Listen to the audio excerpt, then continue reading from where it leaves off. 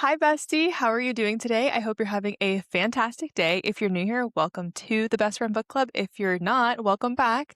I realize in the last 4 episodes, I have not introduced myself. I'm Sarah.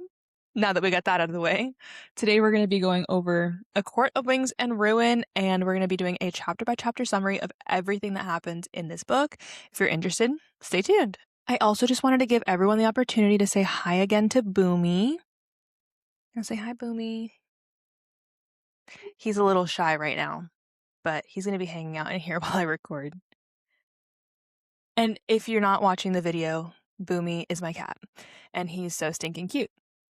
If you want to see pictures of him, you can probably find them on my Instagram at Simply Serotonin. If you're interested in getting a PDF version of the chapter by chapter summaries as well as the theories, you want early access to episodes, you want access to book club, oh my gosh, that was Boomy making that noise.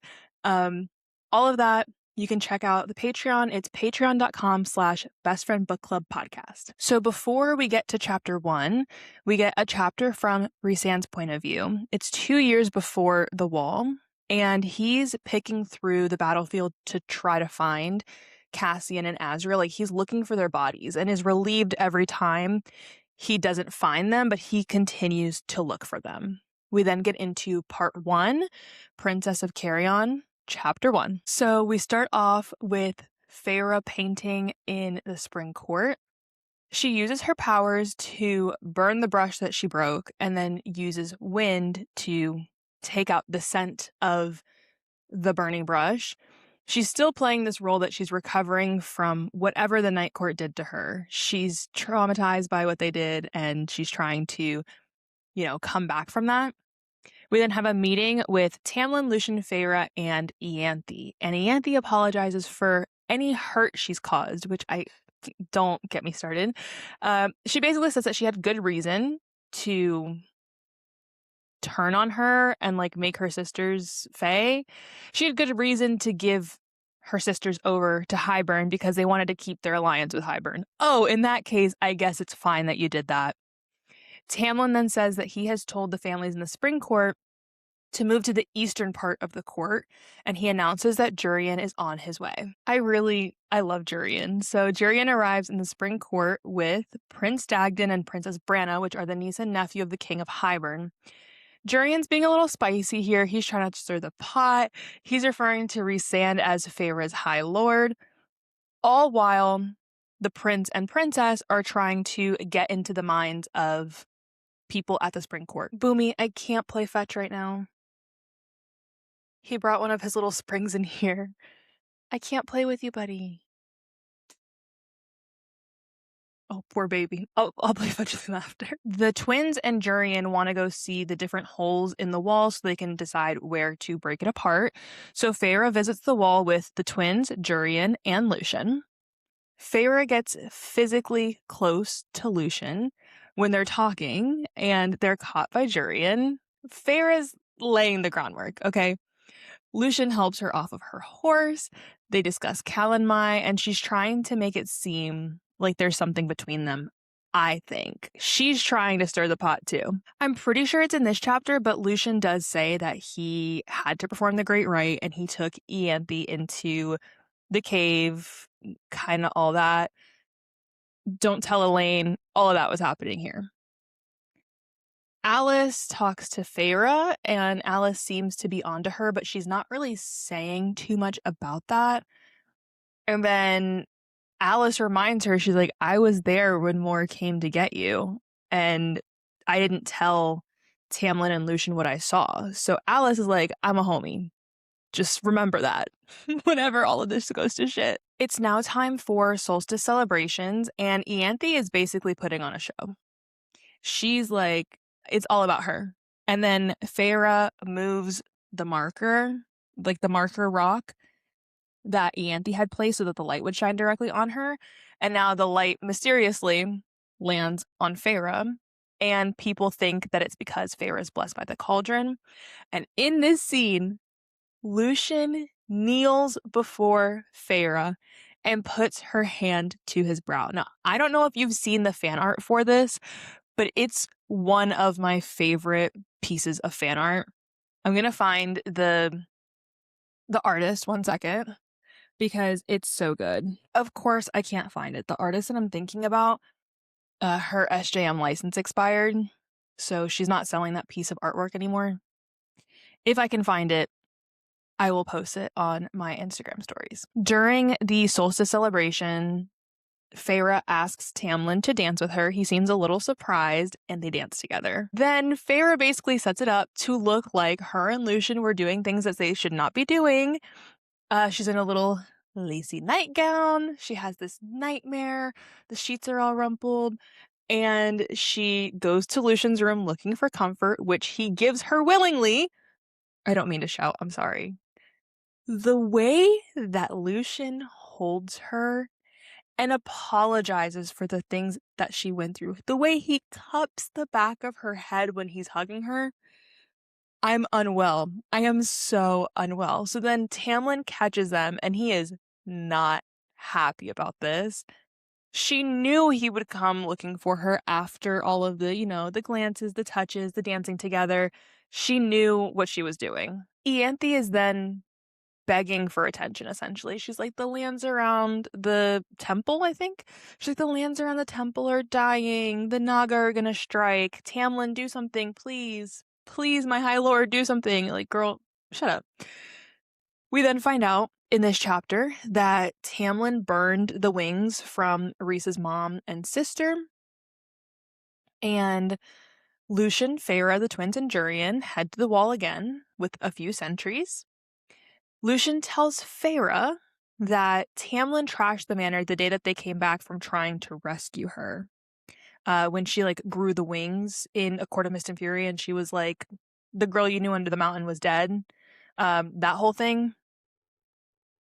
And that he, Tamlin, murdered the sentries that were on duty that day. I'm sorry, what? Let's unpack that for a second. So Tamlin finds out that Feyre is not coming home. So his response is to trash the manor and then murder his own men. What? Lucien also kind of slips up a little bit here, and he says that they would need Hybern's alliance later on down the line, which Feyre's like, we're going to put that piece of information in the back pocket for later. When they're at the wall, they see the 3 children of the Blessed, and Feyre gets into their minds, tells them to run away, get on a boat, warn everyone, leave. She then starts to complain of headaches regularly. She's like, damn, fucking headache. It must be the strain of the bond, because she's not with Rhys. Jurian talks with Feyre and lets her know that he knows Rhys's villain edit is an act. And he's like, I saw Rhys sacrifice a legion of his men to save Miriam. I don't think that same man is capable of, being this evil person he claims to be. The next morning, we find out that the twins, Dagden and Brenna, went through the wall to find and kill the children of the Blessed, brought them back, kind of displayed their kill after they were told to leave them alone. We then have Tamlin scolding Lucien and Feyre for sending the how did I say it? Bogue? I think that's what we're going with. For sending the Bogue after the twins. He dismisses Lucien. He's like, you can go. Get out of here. And then I see it as Feyre baits him into exploding. And she purposely doesn't put up a shield around herself. She has cuts on her face and her neck. And then she goes on to internally, to the reader, is complaining that the bond feels fainter. She's not healing as quickly. But when she's thinking about how she's not healing as quickly, she's like, that's great. More people will see what Tamlin did to me. But I feel like she was saying the words that she knew would get him to explode, not justifying his actions because that shouldn't be his response, but she knew that she could get him to that point. This whole thing is a mess. So Ianthe had been warning them, hey, the Naga are going to attack. They're going to attack. And then they attack. Okay. Come to find out, Ianthe orchestrated this whole thing. Are we surprised? Genuinely, are we surprised? No. Tamlin seems to understand that Ianthe orchestrated this whole thing, however, still whips the sentry who was on duty. So one of the sentries fell asleep. His keys were taken. All of these things that happened that led up to the Naga being able to come in. Now, we know that Ianthe lulled him to sleep. Like, it was Ianthe that did it, and the other sentries seemed to be on the same page that that's what happened, but Tamlin still punishes the sentry on duty, which I think is crazy. Feyre finds a point in time where she's like, okay, now's my chance. I'm going to pack my shit and leave. She goes to grab her bag and leave, but she hears Ianthe talking to Lucien. She finds Lucien tied up with these stones that suppress their power from, I believe we saw it in Mist and Fury. They used it on Rhys, but so those stone chains are being used on Lucien. She then breaks into Ianthe's mind, forces her to break her own hand, and she says, do not touch anyone else without their consent. I think it was something like, or you'll lose the other hand. I don't really remember. So enter the twins. We find out that the twins put Ianthe up to putting crushed Faebane in all of their foods so that their powers would be diminished. And then Lucien kills Brenna. Feyre kills Dagden. And then we have them moving on to try to get back to the Night Court. Lucien says he's going with her because he's like, I need to see my mate. Like, I'm going with you. Love that. So they have a few options for getting back home, going through the Summer Court or going through the Autumn Court. Now, Lucien's like, let's go through Summer. And Feyre's like, I'm not welcome in Summer. I have a blood ruby over my head or something like that. And then they compromise and go through the Autumn Court. So now Lucien is on high alert because they're about to go through his family's court. And so let's see how that unfolds because we just got to part 2, Cursebreaker. So Lucien and Feyre are traveling through the Autumn Court. They find this cave and they're briefly discussing, and Feyre's like, I had a plan this whole time. And she's like, you're just helping me because of Elain. And he's like, well, you would have left me with Ianthe, which is true, which is 100% true. She was totally going to leave him until she realized that, like, you know, he kind of needed her help. But they both have their flaws, okay? So they're traveling through the Autumn Court for about 5 days, and then they find another cave. She falls asleep. Lucien keeps watch. They both still have basically no power at this point. So then when Feyre is falling asleep, she slips into Lucien's mind and is then awoken by his brothers appearing in the cave. But she's able to slip into his mind and see through his eyes. And she's like, is this his coat that he put on me? I'm pretty sure it was a coat or a blanket or something, but he covered her because she was cold. Because he's a good friend, even though her friendship is a little questionable at times. So Lucien's brothers appear. Eris is like, we got to take you back to dad, bro. Like, I don't know what to tell you. So now the brothers are on a mission to capture Feyre and Lucien and take them back to the king of, well, no, sorry, not king, the High Lord of Autumn, which is Baron. They just have enough power between the two of them to escape, melt the ice above the cave, trap the brothers inside, and get a bit of a head start on them. They continue on. They're huddling together in a cave for warmth, and Lucien asks about Elain and says he wants to talk to Rhys and ask how he did it, how he was able to survive knowing that his mate was engaged to someone else. I can't wait for this Lucien storyline. Like, I hope you guys know, I literally cannot wait for him to get his happy ending. And if he doesn't, I will riot because I love him so much. They're walking across a frozen lake, and then his brothers appear again and start to melt the ice that they're standing on. So Lucien and Feyre are like, fuck, we gotta run. We gotta go. So they start running. They're fighting to get away from Eris and the two other brothers. Again, we still don't know their names. As far as I know, I don't think we know their names. And then we get the iconic scene when it's like a shadow slammed into the earth before us, cracking the ice toward every horizon. Not a shadow, an Illyrian warrior. Instant chills the first time I read that. Instant chills. So freaking good. And then Cassian and Azriel battle Lucien's brothers. Feyre is like, okay, stop. we need to spare their lives because we might need them as allies later on. So let's just, grab our shit and go. They decide to leave. Cassian carries Feyre, and Azriel is stuck carrying Lucien as they fly away to get to Mor so that she can winnow them back to the townhouse. This is confusing to me because I know Lucien can winnow. Obviously, right now, like, his powers are pretty depleted, so I get it. And also, he doesn't know where he's winnowing to, so I guess he has a pass. But then we know Azriel is capable of winnowing. So why is Azriel not winnowing them? Why are they flying to Mor to then winnow them? It just didn't make a whole lot of sense to me because we know he can winnow. So we are now back in Velaris. Lucien is seeing Velaris for the first time. He's amazed by this, and he's like, there's children laughing in the street. Like, he's like, this is nothing like what I thought I was going to be coming into, because he was expecting something like the Court of Nightmares. Rhys and Feyre are united. They debrief a little bit, and basically Tamlin's court has fallen apart. His sentries have abandoned him. His people didn't show up for the tithe. Jurian is back with the king. Ianthe's in her temple. And then Feyre and Rhys get a little freaky deaky because they're like, oh my god, I missed you. Everyone needs to get the fuck out the townhouse. Okay. We then have Rhys, Cassian, Feyre, and Lucien going up to the House of Wind, which is where Nesta and Elaine are.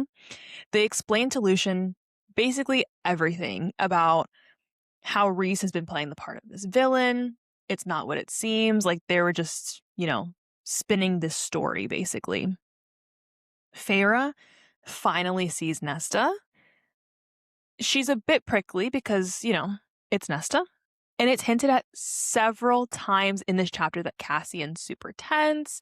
He's looking at her with longing and sorrow in his eyes. It's laid on so thick, even from the very beginning, that Cassian and Nesta are going to end up together. And then Feyre sees Elaine, and she's like, she seems like a hollow shell of herself. Like, I don't know what's going on with her. Elaine just wants to go home. And Lucien sees Elaine here, but he doesn't say anything to her. So they leave Lucien, Nesta, and Elaine at the House of Wind. And then they go to see Amren. So I'm pretty sure they is Feyre, Rhys, Cassian. They're going to see Amren. And she has the Book of Breathings. Oh, yes. Az meets them at this thing because he's like, the island where Miriam and Dracon are looks abandoned and in ruin, so he's delivering that information to them. We find out that Miriam was made and that she was brought back to life by some mystery object that was created by the cauldron, and to this day still do not know what that mystery object is. Kind of talk about it a little bit in Silver Flames, but we do not know exactly what that object is. They discuss the possibility of needing Feyre's sisters to help them nullify the cauldron and to prevent the wall from being broken. And then at this point, they decide that they need to have a High Lord meeting, and they send out the invitations for that. Cassian and Feyre are having a little chat about Nesta and how she's different, and she was different when she came out of the cauldron, and Cassian says that he cannot stay away from Nesta. Again, hinting at there's some kind of pull that he has to Nesta.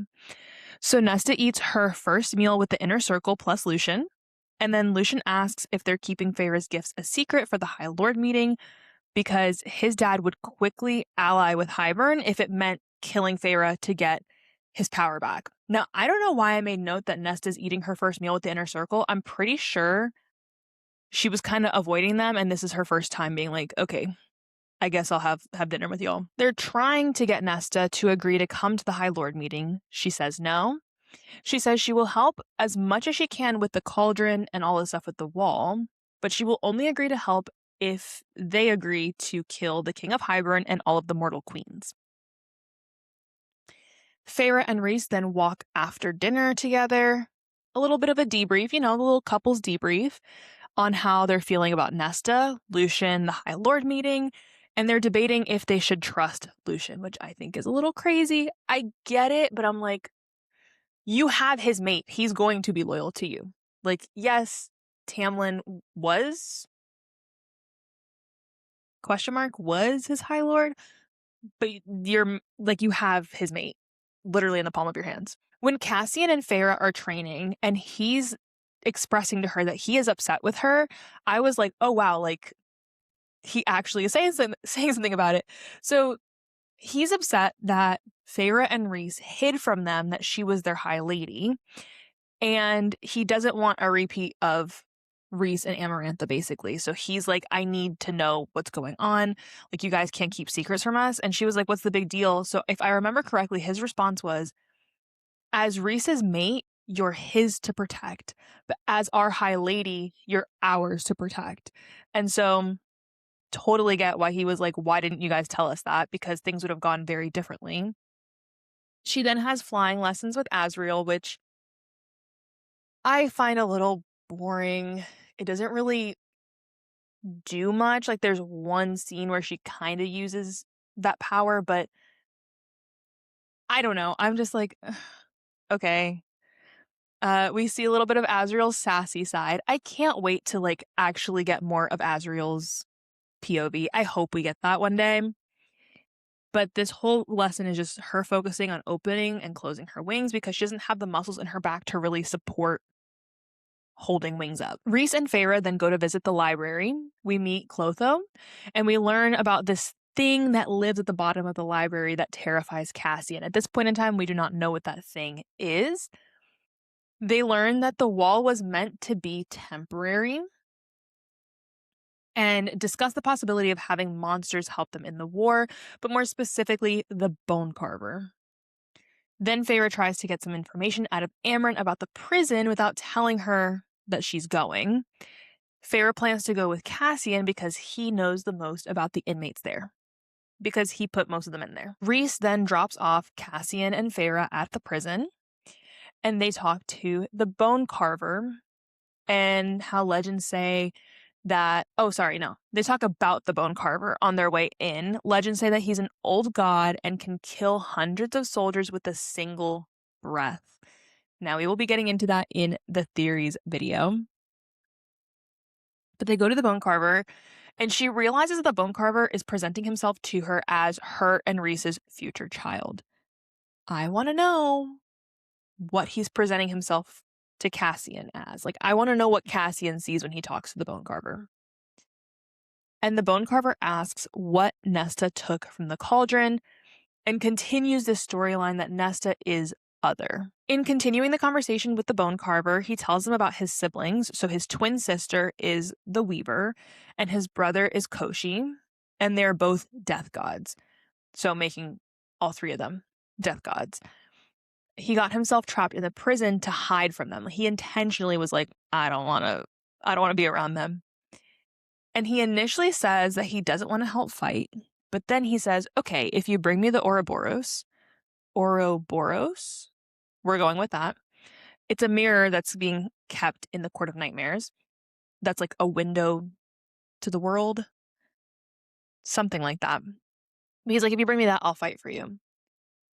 Cassian and Feyre then talk about Nesta, and when asked if he would be frightened of Nesta if she was death, his response was, I love Cassian so much. His response was, I'm a warrior. I've walked beside death my entire life. I would be more afraid for her to have that power, but not afraid of her. Nothing about Nesta could frighten me. This man is down bad. He is down so bad, I fear. He is like, that's his girl. Oh, so good. So now they have to go to the Hewn City to get the Ouroboros. So Feyre goes to see Nesta and Elaine before they go. And as she's talking to Nesta, Lucien comes in and Feyre slips into his mind to see what he's thinking in that moment. So now the entire conversation between Lucien and Feyre is from air quotes around Lucien's POV, but it's Feyre in Lucien's head, and she's feeling all of his emotions while Feyre and Nesta are in the corner of the library. So we have Lucien and Elaine's first conversation, and internally he's fighting his urge to go to her, to touch her, to claim her. He's being very sweet and gentle with her. He's just like giving her her space, and he's just taking what he can get at this point, the scraps that he's getting. Then we have them flying to the Hewn City. Nesta gets mad at Rhys for flying really fast while carrying her and making her sick.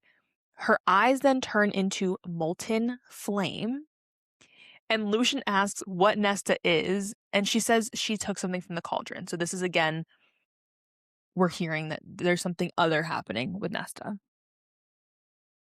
And then Rhys and Feyre briefly discuss, why isn't Azriel Elaine's mate? Like, can a mating bond be rejected? Is it wrong? I don't like this. I have never shipped Azriel and Elaine together, mostly because I'm like, there doesn't seem to be anything there.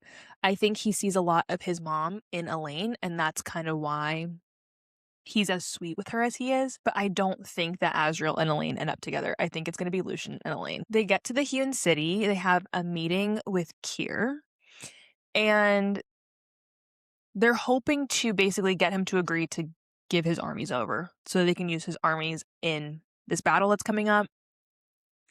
And he suggested that he should get a little piece of Feyre as payment, which pisses off Rhys, of course. And then in walks Eris, which was like, what the fuck? Where'd he come from? But Rhys always has something up his sleeve. So Rhys went behind everyone's back to secure this alliance with Eris. Eris is offering the Court of Nightmares an alliance in exchange for them being in the war. So he's like, okay, you will have the backing of the Autumn Court to the Court of Nightmares if you supply your armies. And Keir says that he wants access to Valaris. And now the theory amongst the characters in the book is that he only wants that because it means something to Mor, but we'll get to that. And then after all of this, the Night Court now has to agree to support Eris's claim to the throne when the time comes. Now, I don't know who else's claim they would support because it doesn't really seem like there's much competition with his brothers, but moving on. After that whole debacle, we are back at the townhouse. Mor is very upset with Rhys, rightfully so. She feels betrayed. He explains that they had to do it. Eris found Azriel in the Autumn Court. Their hands were tied. They kind of had to make this deal with him. Amren then tells them how she escaped the prison. She bound herself into this new body, and that they'd have to do the same to free the carver. They'd have to bind him to a new body to get him out of the prison. So back to kind of talking about the High Lord meeting. They then get responses from the High Lords of Day, Dawn, and Winter for the meeting. They have a healer come to check on Elaine for them to find out that there's nothing wrong with her. The healer recommends that her mate should try to see if he can sense anything through the bond. I can't wait for them to get together. I literally can't wait. So then Lucian sits down with Elaine. Nesta and Amren are in another room. Mor and Feyre are kind of hovering. Lucian confirms that they have a bond, and Elaine describes it as something tugging on her rib, which is the same description that Feyre gives of it in A Court of Thorns and Roses when she's tugged to the balcony to go see Rhys. This is also when Elaine talks about how there are twin ravens coming, one black and one white. We don't really know what that means. Everyone just kind of looks at Elaine and is like, huh? Moving on, Azriel then tells a story of Nefel and Miriam to Feyre after her flying lessons, which basically, I'm pretty sure it's Nefel, but Nefel was turned away from the Seraphim ranks, which are the flying legions of Fae with Miriam and Dracon. They have like feathered wings. Because she was smaller, her wing was deformed, and she ended up saving Miriam during battle. So she tells this story to Feyre and is like, if one training session can make a difference in our battle, then like it's worth it. Elaine then tells Cassian when she says he snapped your wings and broke your bones, he's like, it's going to take more than that to kill me. And she says, no, it won't. Elaine, relax. That is my cinnamon apple. I need you to stop because no. I think she was referring to what almost happened to him, but we'll get there, I guess. Then Nesta and Feyre go to the library, and the King's Ravens show up. One with light hair, one with dark hair. And they're on the mission to take Nesta back to the king to return what she stole from the cauldron. Then Nesta and Feyre are like, let's run to the bottom of the library so that we can get whatever thing lives down there to help us. When they get to the bottom, Feyre tells Nesta to go in a different direction. And Feyre makes a bargain with the being that lives at the bottom that it will kill the ravens in exchange for being sent someone to tell it about life. Now, I don't know why that's what it wanted, but okay. Then Cassian and Rhys show up. Cassian flies Feyre and Nesta out of there while Rhys deals with the ravens. I'm pretty sure at this point we still don't know the name of the thing that lives at the bottom of the library. We then have Rhys showing Feyre Cassian's point of view when he was racing to the library and how he was so worried about Nesta. Now, I love that they have this ability because we're able to see so many different people's POVs and like what happens through other people's eyes, but I just love Cassian. And then we find out that Elain is a seer. She predicted this happening. She said that the twin ravens were coming, one white, one black. So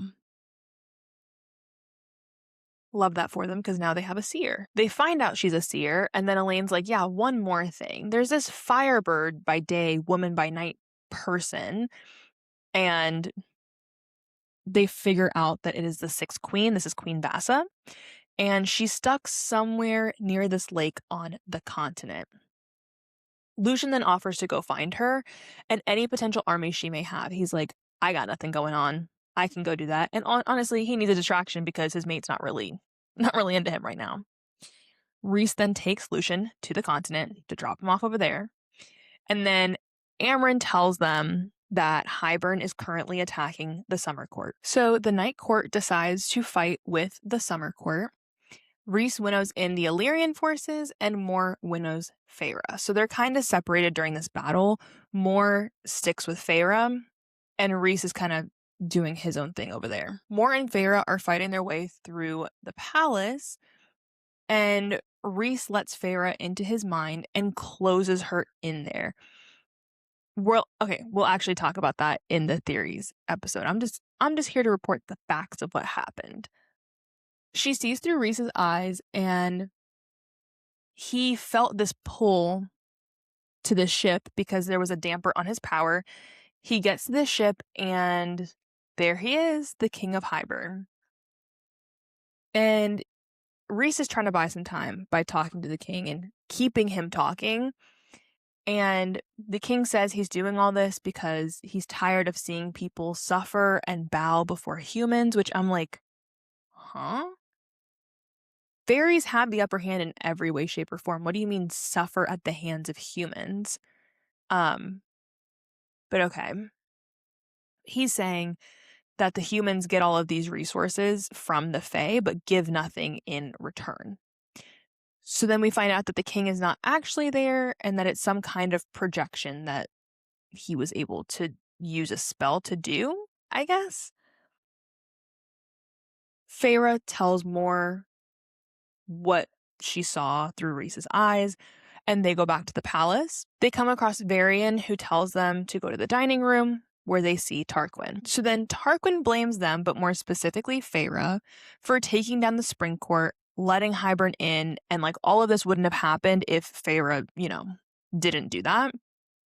And when he saw the Illyrians, he thought they were joining Hybern to attack them, which is honestly crazy, but what he's hearing is that someone from the Night Court, Feyre, went in and destroyed the Spring Court, and now I could see how he would think they're next. After that whole interaction, Rhys and Feyre make a decision to, when they do see the High Lords, drop the High Lord of the Night Court charade and tell the other High Lords the truth of what's going on. This is quickly followed by the iconic line, "His growls of pleasure filled the tent, drowning out the distant cries of the injured and dying." I don't know why, why? Huh? I don't understand why that's even in there. Drowning out the distant cries of the injured and dying, that's freaking crazy. They make it back to Valaris, where Nesta's been pacing and immediately asks, where's Cassian? But she's like, where is he? I'm pretty sure she doesn't say his name. She's like, where is he? And that all ends with Feyre being like, take me back to the prison right now. They go to the bone carver to see if he'll settle for something other than the Ouroboros, which he won't. He insists that that is the only thing that will get him to fight for them. So then Rhys and Feyre, I'm pretty sure at this point they go to leave, and Feyre shows Rhys what their son looks like and how the bone carver's been presenting himself to them, or to her. They find Elaine in the kitchen cooking with Nuala and Caradwyn? Caradwyn? I don't know. The two shadow wraiths that hang out around Rhys's house. The High Lord meeting gets moved up, and they're having it at the Dawn Court. This is the night before the meeting. Rhys takes Feyre to the level above the library at the House of Wind and shows her the family jewels, but like the actual family jewels. So is showing her all of these, all this jewelry, and she gets to pick whatever she wants. A wall full of crowns and necklaces and all the stuff. And then Nesta announces that she's going to the meeting with them. Rhys decides to make Nesta the emissary to the human realm. Nesta and Cassian finally see each other after the summer court battle. And she was about to say something. She says, "You didn't come to," but then cuts herself off. And he takes her hand and says, "Next time I'll come and say hello." I love them together. They are my absolute favorite in this entire series. Like, Rhys and Feyre, who? So they enter into the High Lord meeting, and Rhys has decided that he's going to go in with wings. And this is the first time that the other High Lords are seeing that he even has wings, because he usually doesn't, have them out. And so far we have Dawn, Day, and Winter are already at the meeting. We meet Vivian, which is Callias's wife. Callias?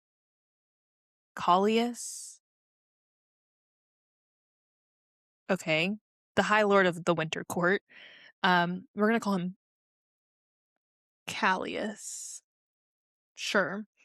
And apparently Vivian is really good friends with Moore. They're happy to see each other. Then Helion, Callias, and Thesson? I feel like I'm really butchering these names. But they all seem curious about Nesta, how she was made, what she took from the cauldron, blah, blah, blah. I don't think they know that she took something from the cauldron, but they're like, what's up with Nesta? Feyre tells them that Tamlin and Ianthe sold them out to Hybern, and they also now know that Feyre is High Lady, which Vivian asks Callias, like, why can't I be a High Lady too? I don't know if she ever becomes High Lady too, but I actually don't know. Then we have Tarquin, Varian, and Cressida. They arrive. And then Baron and the Lady of Autumn arrive with their 4 sons. And then Tamlin winnows in by himself directly into the chamber. Tamlin being a little shit. He's trying to stir the pot. He's just there to rage bait at this point. And Azriel hits him with the be careful how you speak about my High Lady line. Love that. And I just love Azriel, but there's not really much to love, to be quite honest, but I still love him. Like, we don't see much of him. I don't need to get into it. Moving on. The other High Lords seem a little hesitant to talk about their plans in front of Tamlin because he obviously has his allegiance to Hybern. Like, he sold them out, meaning he allowed Hybern to come into his lands in exchange for Feyre, which is honestly crazy. And he's trying to spin it. So Tamlin's trying to spin all of this and be like, Rhys and Feyre are manipulating all of you into siding with them. That's just what they do. And then Rhys eventually takes away Tamlin's ability to speak after he says that he's like, oh, well, I don't want Feyre anyways. She's spoiled goods. That's basically what he says. And then Rhys takes away his ability to speak. Love that. During the meeting, Tarquin also rescinds the blood rubies, and Eris insults Moore, which makes Azriel attack him instantly, starts choking him. Rhys tells him to stop, and he doesn't stop until Feyre gets up, walks over, and puts her hand out, and she's like, come, Asriel. Okay. It's giving a little pick-me to me personally, but what do I know? We meet Nuan.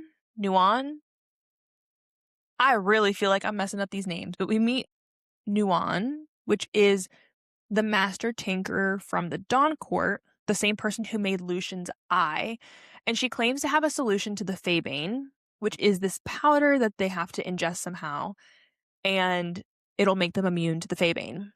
Baron says that he will not be taking it, him and his entire court. And then they agree that the spring court needs to be emptied. They're like, you need to get your people out of there. Tarquin says that you can bring them to the summer court.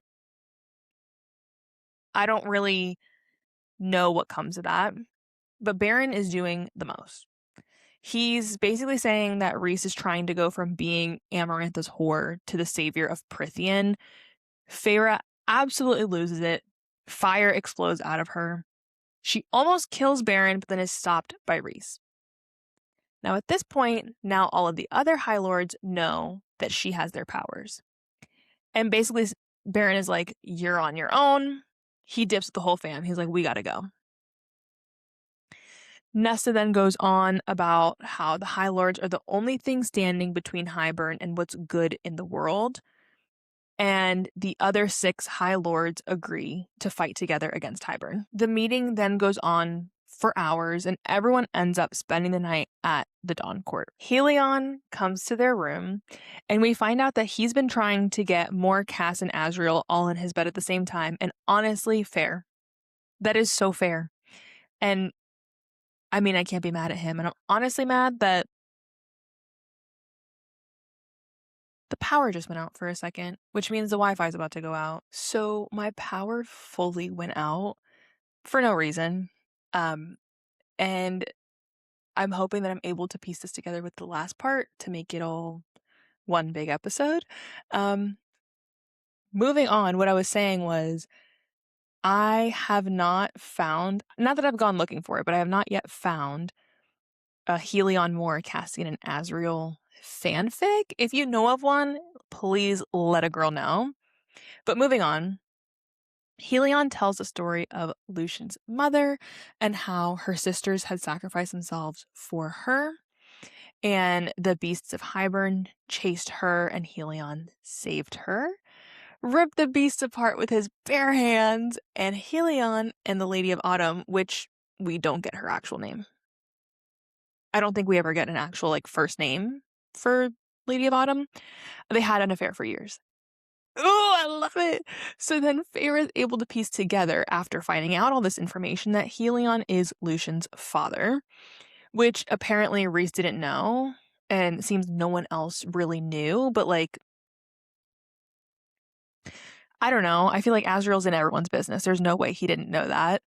And then Nesta comes into the room. She's insisting that something feels off. But after they check what they think is every possible spot, nothing's wrong.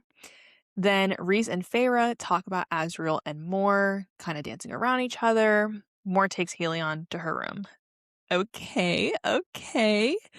Feyre then tells Rhys that Tamlin burned his mom and sister's wings, which he says that he's happy that Tamlin gave them that peace. The next day, they have a meeting again to discuss their war tactics, and Nesta completely falls out of her chair.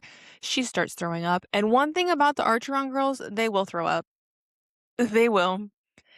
She's saying that something's not right, but it's not with her. And then we find out that the King of Hybern used the cauldron to attack the wall, and the wall has been destroyed. They then immediately go back to the townhouse. Nesta wants to evacuate the human lands, but more specifically, their estate. And Elaine suggests they use her fiance's house to, move everyone to. And they plan to glamour Elaine to go ask for his help.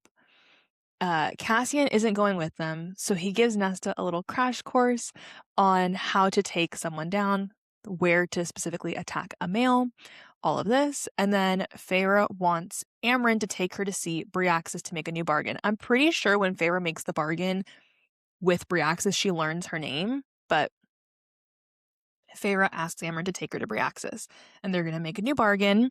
Feyre then makes a bargain with Bryaxis, fight for them against Hybern, and in return, Bryaxis wants a window to be able to see the stars, the night sky, the sun, all that. The entire inner circle minus Amren is talking in the townhouse before winnowing to the Illyrian camp, wondering if they will see each other again. And this is honestly crazy. It's like, oh man, I love you guys so much. It feels like they're saying goodbye, but it's like, no, please don't do that. We then move on to part 3, High Lady. So they go to the war camp, and Lord Devlin is like, is that a witch? Talking about Nesta. And she just seems to unsettle him, and he can tell that she's something else. And apparently he could tell the same thing about Amren. So I want to know what's going on with Devlin, but we'll get to that. More then glamours Elaine, and they head to Grayson's house, where Elaine begs for sanctuary. Grayson and his dad, Lord Nolan, meet with them. They ask them to let any humans who can make it into their compound, who can make it there into their compound. So the inner circle is like, it's mostly Elaine talking, but she's like, if any humans can get here, can they come in, essentially? And Nolan then says that he knows that Elaine is Fae and that her mate is a High Lord's son. And then I love that he didn't say High Lord of Autumn, a High Lord's son. And when asked how he knows this, out walks Jurian, because if Jurian only does one thing, it's stir the pot. Like, that is, I feel, all he's there for. So then Jurian reveals he was never on Hybern's side. He wanted to see Miriam and Dracon to beg them for their forgiveness. And then he tells them that Tamlin went straight to Hybern after their High Lord meeting, and they plan to attack Summer Court the very next day. So Jurian's like, I am on your side 100%. Coming to terms with the fact that Jurian is not their enemy, which is like kind of hard for them to wrap their minds around. Grayson demands his ring back from Elaine, but she doesn't want to give it back to him. Jurian tells him exactly where to attack the front lines during the battle with Summer, where they kind of have like more inexperienced soldiers in that spot. Then they're mentally preparing for battle. Nesta and Elaine are staying at the camp. Not much happening in that next chapter, but then Rhys uses his magic to conceal their entire army until the very last minute. They're able to beat Hybern. They're able to beat Hybern, and then Tarquin keeps a few of the prisoners that surrendered, and then he kills the rest by drowning them on land. Then Nesta senses that Cassian is injured, wraps up his wrist for him until more comes by, and then he immediately ignores Nesta. He's like, okay, I've had enough of that. Moving on, which is honestly crazy. Azriel finds out that Hybern is marching for Winter Court, and Varian comes up with the idea to make a glamour to make it look like the army is still there, but the army actually travels north to assist Winter. And then I thought this was quite funny, but Hybern's army is pretending to be tired after a day of marching, and they're just like, oh man, we're real tired. And then once they're attacked, all of a sudden they're not tired anymore. This whole battle's going on, and Feyre, Nesta, and more are watching from afar. While watching this battle, Feyre decides, I need to do something, and she makes a decision that she needs to go talk to the Suriel, and she figures it's the only way that she's going to get the answers that she wants. Feyre uses her Daemati powers to show Elaine an image of the Suriel, and she's able to track down that it's in the middle near where the Weaver is. So then Feyre winnows there and is greeted by the Suriel. Now, pause. This is after Feyre convinces Mor to go join the battle. She's like, Mor, they really need you down there. They need you to get rid of Mor. And then Feyre winnows to the middle. Feyre then talks to the Suriel. He says to use Nesta to find the cauldron. And by finding the cauldron, you will find Hybern's armies. And he tells her to use bones and stones, which is scrying. He then tells Feyre which pages Amren needs to look at in the Book of Breathings, and he says that those pages, quote, hold the key. Now, We don't know what it holds the key to. We obviously find out later, but I thought that was such an interesting way to word it. And right before we get the answer to what they need to stop Hybern, an arrow goes through the Suriel's throat, and we find out that it was Ianthe who shot the arrow, and she's accompanied by 2 Hybern soldiers. The Suriel is actively dying. Feyre decides to get Ianthe and the guards to follow her by running into the forest toward the Weaver's cottage. Feyre then brings the Weaver a nice little 3-course meal. The Suriel takes its last breaths and asks Feyre to leave the world a better place than how she found it. Helion randomly shows up, burns the Suriel's remains at Feyre's request, covers Feyre with his cloak, and winnows Feyre back to the camp. We find out that Cassian was actually gutted during the battle. Mor is furious with Feyre for disappearing and not trusting her to know where she was. Amren then brings the Book of Breathings to the war camp. They get Nesta to try scrying. Feyre goes into her mind to help her, and they realize that Hybern's forces are gathered west of the human realm, not where they had been sending their smaller armies north. So Varian comes into their tent like he sensed Amren was there and kisses her in front of everyone. They're definitely mates. You can't tell me they're not. But I just like that little side plot of like Varian was communicating with Amren to be like, we're being attacked, but he wasn't asking for help. He was just telling her like, save yourself basically. I like Varian a lot. Feyre then has a dream about the cauldron and wakes up to find Nesta. Amren comes outside and they all seem to hear that the cauldron is singing to them. And then when Azriel's like, hey, where's Elain? They're like, oh shit, Elain. They realize she's missing. The cauldron had presented an image of Grayson calling to her, is what Feyre saw. So they figure that's what Elain was shown, and she was whisked away. They're trying to come up with a plan to get Elain back, and Azriel is determined. He's like, I'm getting her back. Feyre plans to shapeshift into Ianthe and walk right into the camp, and Azriel kind of sticks to the shadows and follows her that way.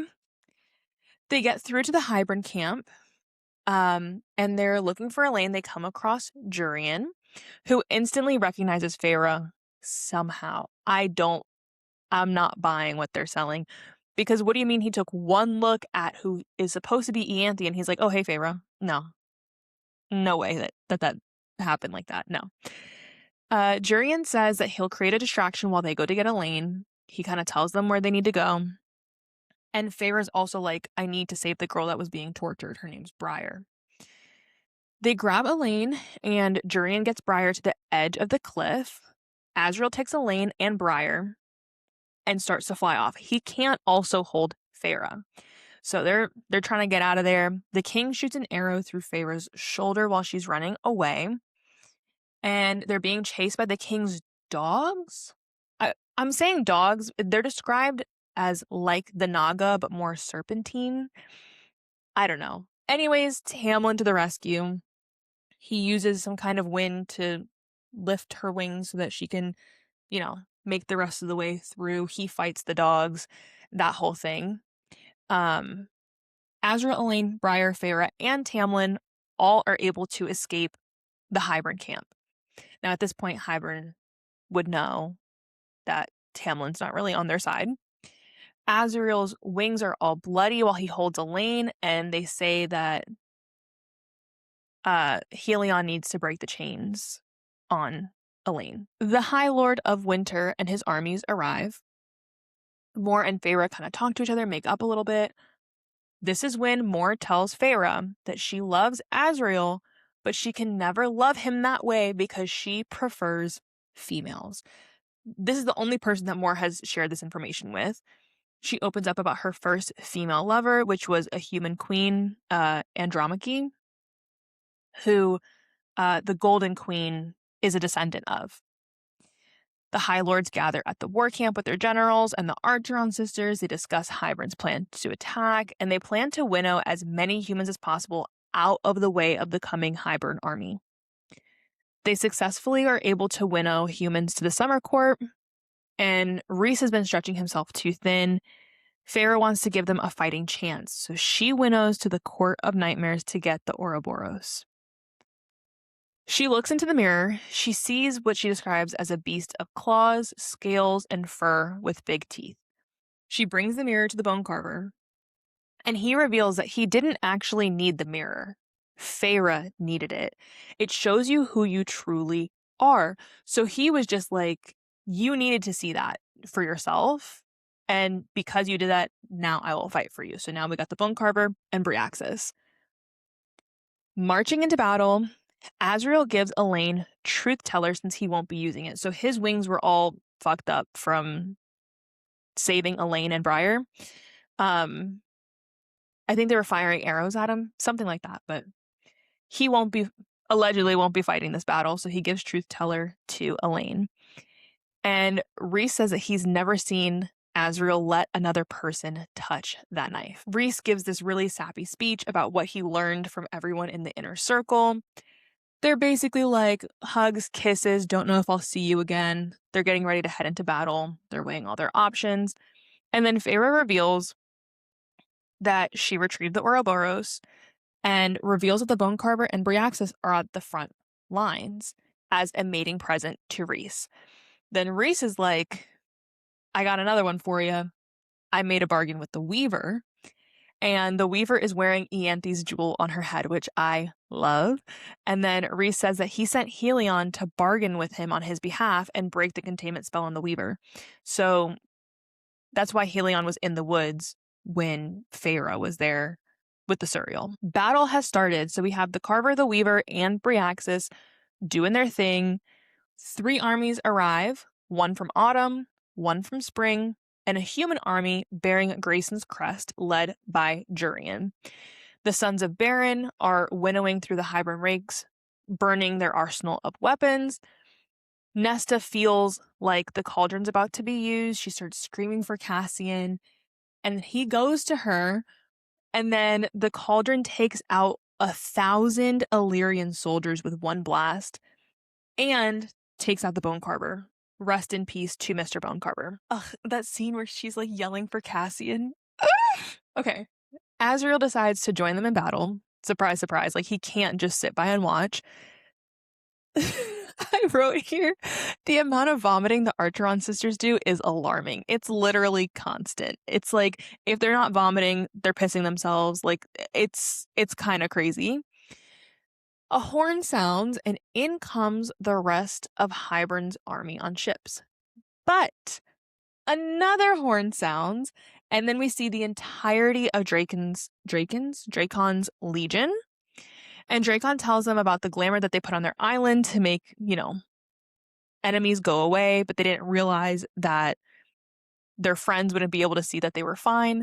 The same way with Valaris. Like, people don't know that Valaris exists. It's the same thing. He says that part of the armada is led by Queen Vassa. Vassa was found by I literally have chills, by a prince of merchants, which is Papa Archeron. So he went to go get Vassa. Vassa is then unleashed on Hybern's army as a firebird, and Nesta is planning on luring the king of Hybern out to her and hopefully have Cassian kill him. She's like, I'm bait, you have to actually kill him. And then Rhys is like, no, not happening. Nesta says, you're not my high lord. Love that. And then Rhys tells Cassian no, but he insists that this is their best shot. So Amren and Feyre head for the cauldron while they're hoping that Nesta draws the king away from the cauldron. Amren and Feyre follow the Weaver all the way to the cauldron with the path that she's creating. The Weaver creates a distraction, and then the king of Hybern kills her. So RIP to the Weaver as well. Amren gets Feyre to put her hand on the cauldron and then kicks the book away. And she lied to them about using the book to leash the king and his army. So she was like, we're going to use our power to stop the king and his army. No, Feyre's hand goes on the cauldron and Amren's like, kisses, jumps in. I don't know if she jumps in like right at this point, but that's where this is going. So Feyre is seeing what the cauldron sees as it searches the battlefield for Nesta. We finally see Rhysand's beast form, and he looks like the creatures that are carved into the rock in the Court of Nightmares. Helion also shifts into the daytime equivalent of Rhys's beast form. And then the cauldron gets to Nesta, and then the King of Hybern pulls up with Papa Archeron and a sword to his throat. So he's using Papa Archeron as a human shield, has a sword to his throat. This scene made me bawl my eyes out. Like, I was like unwell. Like, I was so not okay. But their dad starts telling Nesta about how much he loves her. He has loved her since the moment he held her in his arms. And then the King of Hybern snaps his neck. R.I.P. Papa Archeron. Cassian then fights the King of Hybern, and then his wings are snapped. He's bleeding out. Nesta tells the king she's going to kill him, and then Nesta's getting her shit rocked by the king, and Cassian's crawling to her. She's trying to get Cassian out of there.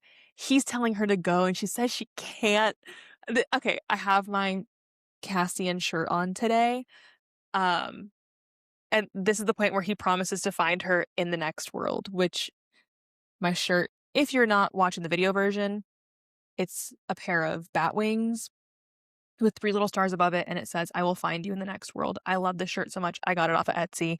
I probably wanted, I think I'll get a few more, because not this exact shirt, but a few more Cassian shirts, because I just love Cassian. This is when Nesta covers Cassian's body with her own and is ready to go out with him. Like, she refuses to leave him.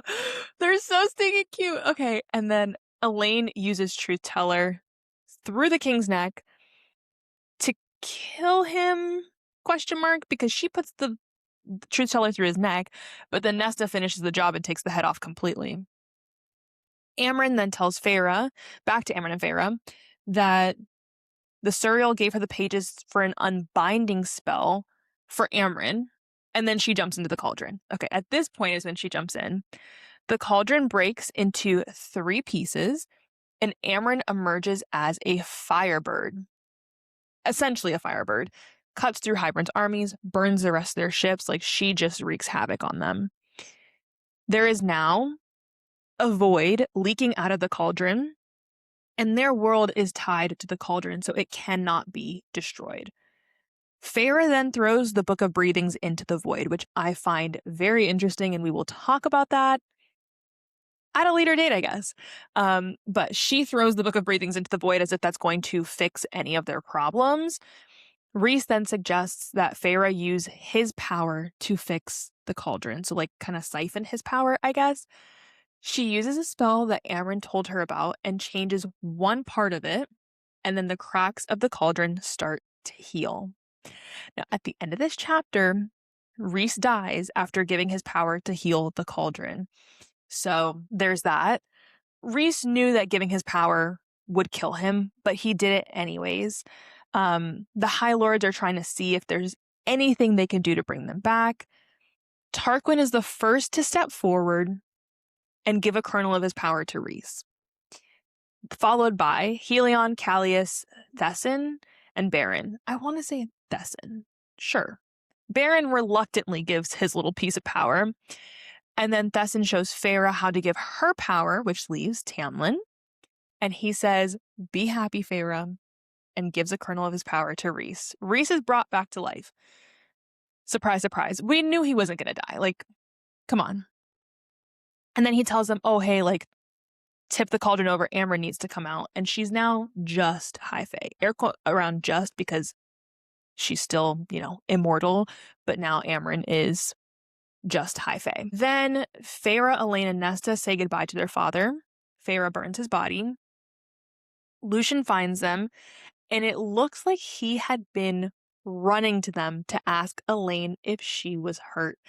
I love him so much. I literally, I can't contain it. So, I can't contain it sometimes. I'm just he was running through the battlefield to get to her.